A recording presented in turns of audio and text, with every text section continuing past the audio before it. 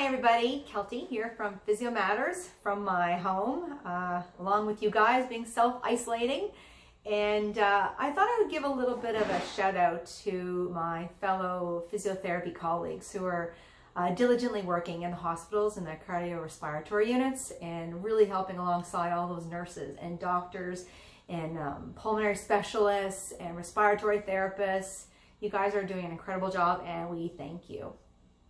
So I thought I would do a cardiorespiratory tip today, seeing as this is a very respiratory, scary time for a lot of us, myself included. I'm asthmatic, and so these are a couple of things that I try to focus on to try to make sure that I'm still getting lots of oxygen, and that when I'm feeling a little bit tight in my chest, or maybe I've got a little bit of cough or something where maybe my body is going into an immune response or fighting a cold or something like that, to make it a lot less likely that your germs can kind of get stuck inside, we have coughing, and that's a good thing.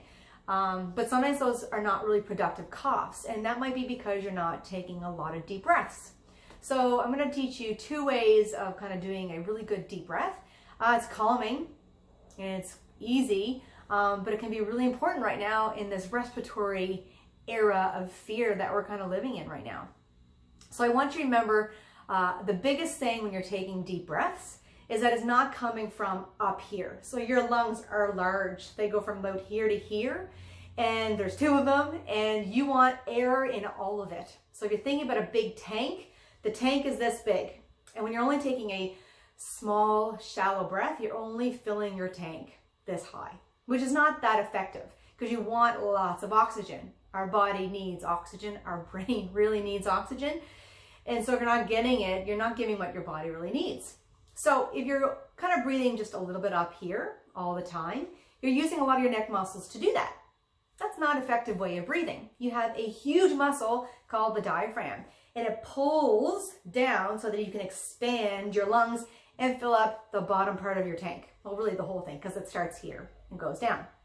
So you're taking breaths. When you're trying to take good breaths, think about if you had your hand on your stomach, when you take a deep breath in, nicely through the nose, it's kind of nice because you've got a lot of good protective agents in your nose to protect from germs. So use that to your benefit.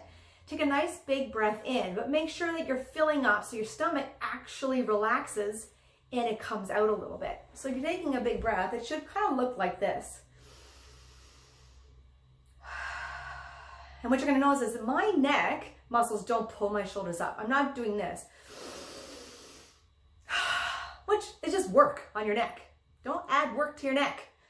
Use the diaphragm, which is what it's supposed to be doing, is taking your air in, okay? So the belly should be relaxed and you breathe in through the stomach and then out through the stomach. This should be happening. Your belly should be relaxed. So that's a good, normal, diaphragmatic breath. But in order to maybe clear out some of the stuff that builds up when we've got a cold, sometimes you get that cough, and we can't get rid of stuff. It's probably because you're not breathing deeply enough, but also it's not giving enough time for your lungs to actually feel like they can actually loosen some of those secretions that are in there. So we do something that's called breath stacking. And you just think about filling that tank, but you're going in steps. So you take a breath in, you pause. You take more breath in without letting any air out. You take more breath in without letting air out. And then you slowly let it go.